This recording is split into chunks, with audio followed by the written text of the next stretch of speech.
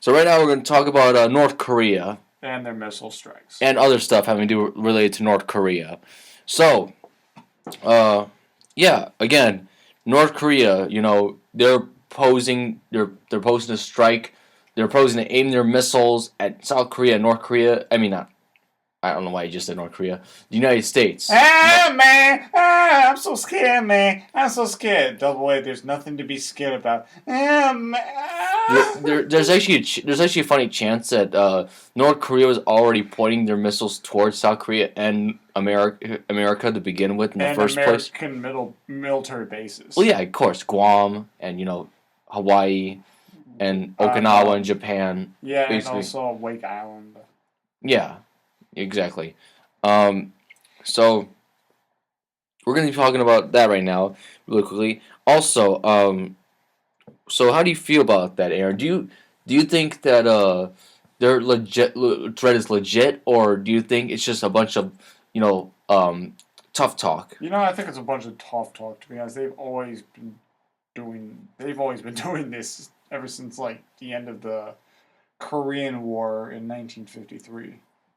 Yeah, I agree with that. I mean, I think that because of the new leader, Kim Jong-un is trying to say he's in command, and he's trying to show off to the military and to his people in general, to try to have a firm grip on power and stuff like that. I mean, I don't think that any of his threats are legit. I mean, because to be personally honest, based on what we know so far, I mean, if you were to technically fighting conventional war with North Korea would not work out well for them because it just wouldn't. I mean, South Korea has, I think, better equipment. It technically has better equipment, and they also have the United States backing them up.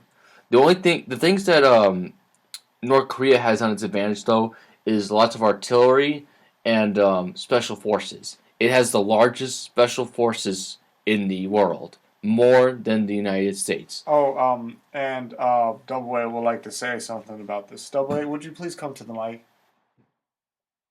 I'm scared, man. I want to go home. I don't want to be no one. I want my mommy. I want my mommy. I want my mommy. Double A, you can hide in the bunker.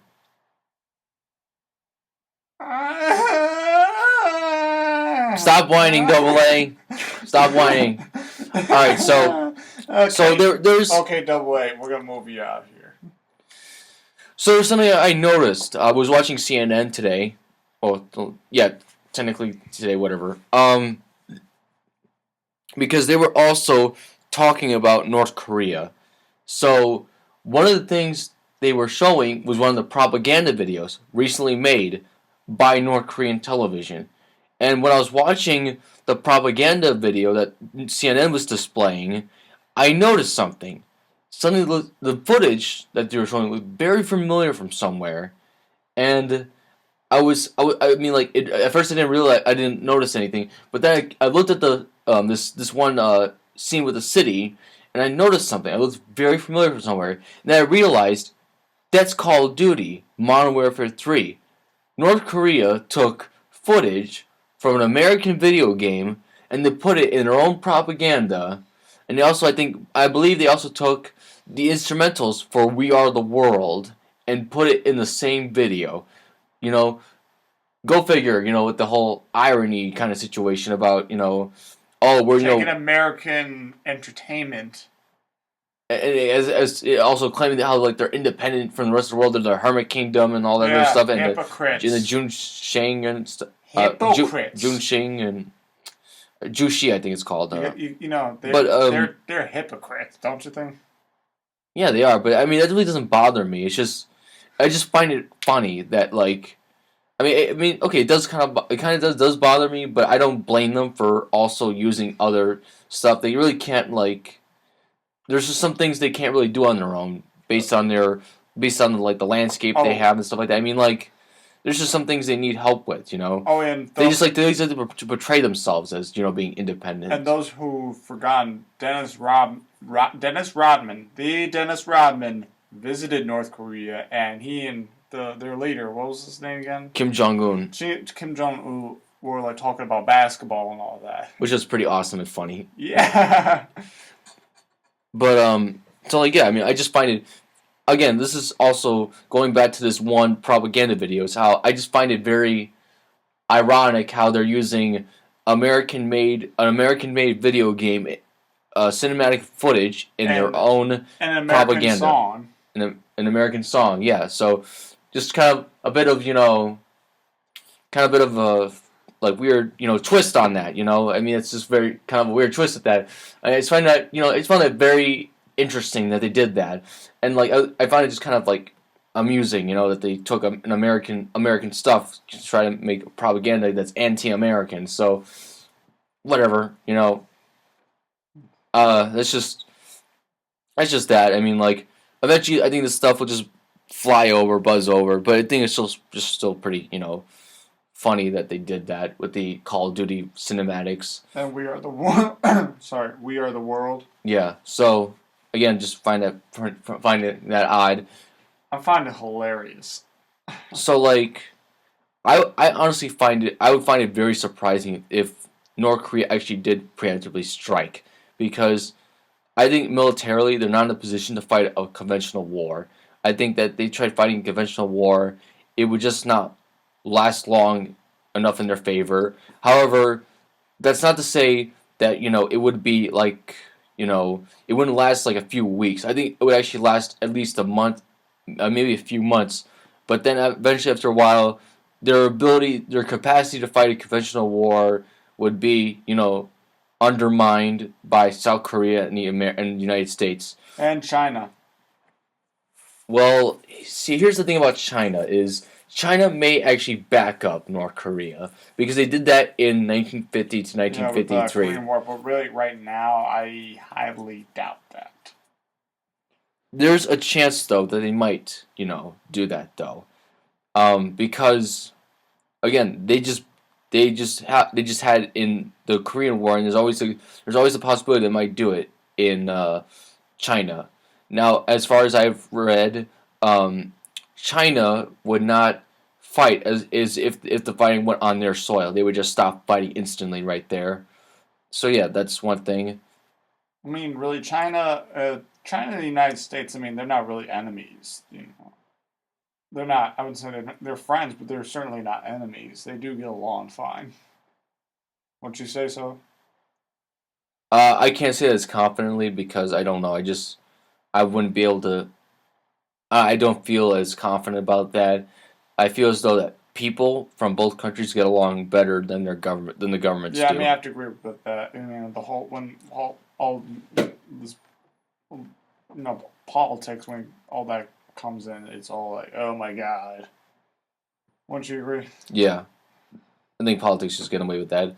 But with North Korea, I mean, like, yeah, I mean, there's a chance. I mean, most likely nothing's gonna happen, but there still is always that possibility that something will happen. I mean, if something does happen, chances are that it will create a devastating war that that no one has seen for a long time. At least since Vietnam, if not farther back. Since the Korean War. I mean, like maybe World War II. Maybe World War II. Not in size and scope though, I mean, but no. like the closest we've ever get in terms of like deaths and casualties. I think it might be like the Korean War. Yeah. So I mean, exactly. The other thing that I hear some people say is the North Korean army is just gonna surrender. If we do fight them, like Saddam's army did. Well, that's not exactly a good analysis right there, because you're comparing two different armies from two different regions of the world.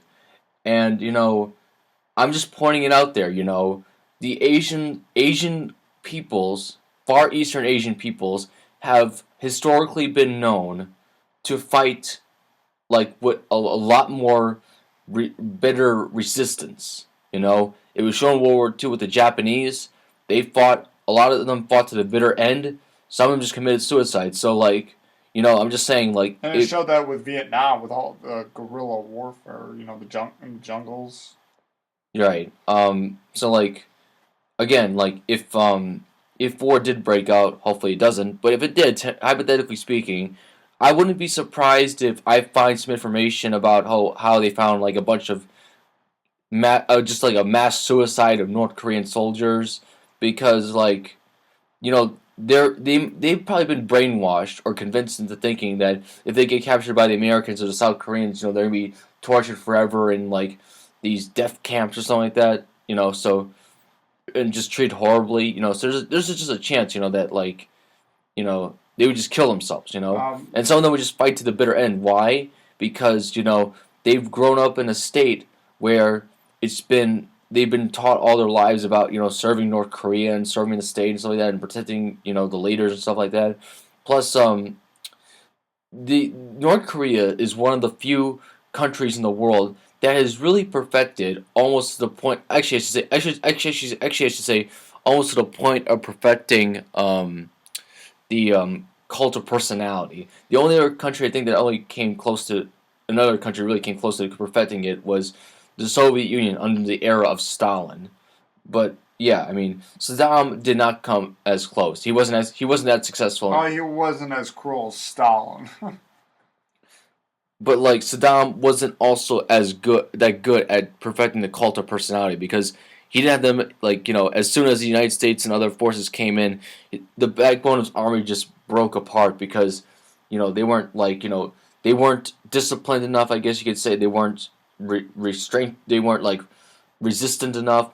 Whereas in North Korea, you got the whole fighting mentality. Again, I'm bringing up the Far Eastern Asian cultures. Bringing up World War II because Japan's close to Korea, and they've been known to fight and stuff like that. So, chances are that they're not going to give up that as easily compared to the Iraqi soldiers did in the Gulf War and Operation Iraqi Freedom. I honestly would be really surprised, hypothetically speaking, of course. I don't want this to happen, but hypothetically speaking, of course, that a bunch of like tons and tons of North Korean soldiers instantly just dropped their weapons and just gave up. I just can't see that happening. Unless, of course, it did happen. Then I'd be like, okay, I was wrong, and good. I'm glad I would be wrong then. But again, I just don't see that happening. I see there being a lot of fighting, bitter fighting to the end, basically. Yeah. Yeah. But now, here's the big question. Do you think there will be war? Me? Yeah.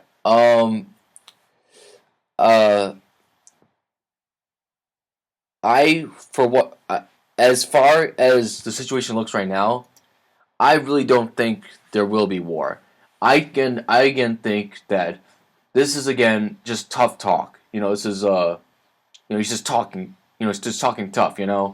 I don't think that there will be war because if there is war, again the odds are not in favor of North Korea. And if they're just not. If there was war, what do you think will happen? Well, if there was war, chances are Seoul, the capital of South Korea, would get parts of it at least would get annihilated. The DMZ would just become a mess, and unfortunately, casualties, and this is including civilians as well, could possibly be in the millions. And it's not going to be something we haven't seen in a long time, basically. Not since World War II or Vietnam. With that kind of casualty rate. It would not be good. Again, North Korea has a lot of artillery, and they have a lot of them dug in. So it's not like you can see that stuff. It's not like you can see that stuff from space. Basically, some of that stuff is just dug in. You can't really see it that well. You have to find out. You have to kind of pinpoint and look for it. And at that point, some North Korea's shells could have already gone off. Again, North Korea has also special forces, which means they could flank South Korea. Now, again, the United States and South Korea have amphibious military power, which means they can flank North Korea, etc., etc. I don't see North Korea's Air Force lasting that long. I mean, they have an okay, I guess, Air Force, but nothing that would really stand up, I guess, to South Korea or the United States Air Force for that long. Also, you have to take into account North Korea has a lot of missiles as well, so they can instantly launch a lot of missiles at Guam and Japan and the American Japanese bases, and the American bases in South Korea. And I read an article from CNN, and they were showing that it was hard for them to find Saddam's mobile missile launchers back in 1991. So it might even be hard to do that with North Korea, and it's just a whole thing. It's a big whole thing. So I just I'm giving all these things out. Obviously I can't claim them to be certain. They're only really hypothesis in a scientific term, and hopefully that never happens. Because that would just be devastating to the region. I know people that are Korean that are from Seoul. That'd be freaking devastating to them. It would be. Yeah, so this wouldn't be. I mean, it would be. And I don't want that to happen, man. Me neither. So yeah. All right. Well, we're gonna stop talking about this for now. Unless you have something else to say. Nah, I ain't got nothing else to say. Okay. Yep. So again, I see it being very devastating, basically, compared to Iraq. I don't think Iraq could compare in scale to it. Hell no.